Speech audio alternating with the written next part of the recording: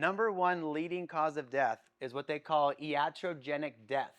So this is according to the American Medical Association, or the JAMA, right, from Yeah. that article. What iatrogenic death means is that you went to the doctor, they properly prescribed you a medication or a surgery or a treatment, and then you died from that process.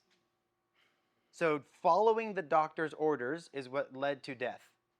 That is the number one leading cause of death in our country today.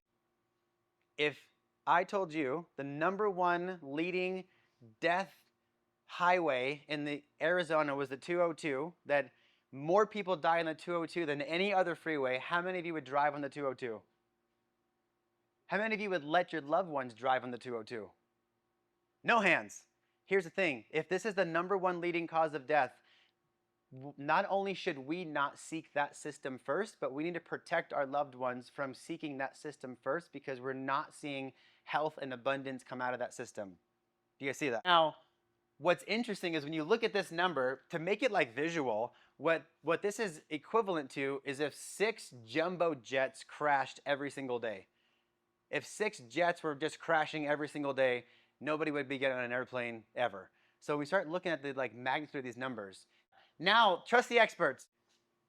When we were told to trust the experts, I think I'm assuming that most of us in here had a gut feeling back then, and now that things are coming to light, and now that we're seeing things for what they are, and now that all of these, if anyone doesn't know what I'm talking about, by the way, all of Fauci's emails and text messages and things got leaked out, and everything is now being exposed. And one of the things that they were told, this just came out recently, was that they knew for a fact that 81% of pregnant women that took the COVID vaccine would have a miscarriage. That was a known fact.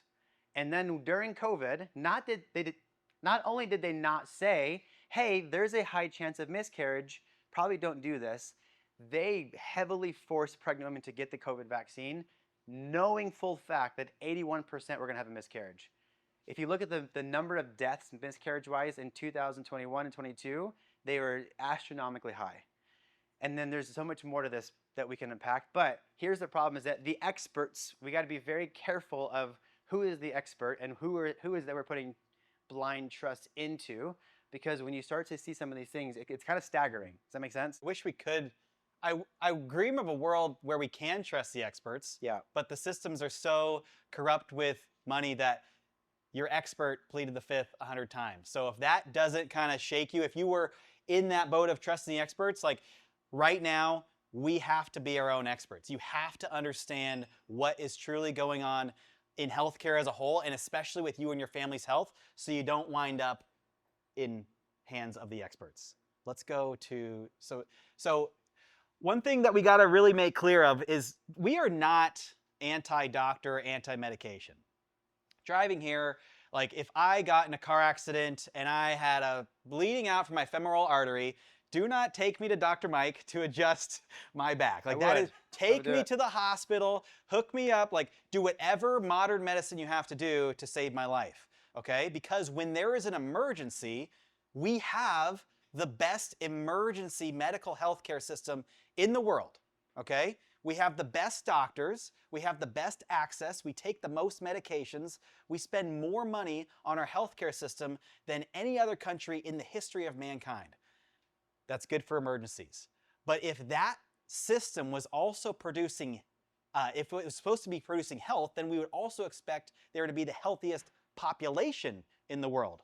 But the problem is, even though we spend $16,000 per person per year, we take 12 medications average per person in America, and we have 7 million anxiety and depression drugs taken per year, and that's a majority in adolescents. Like, if that's not producing health, then what are we doing?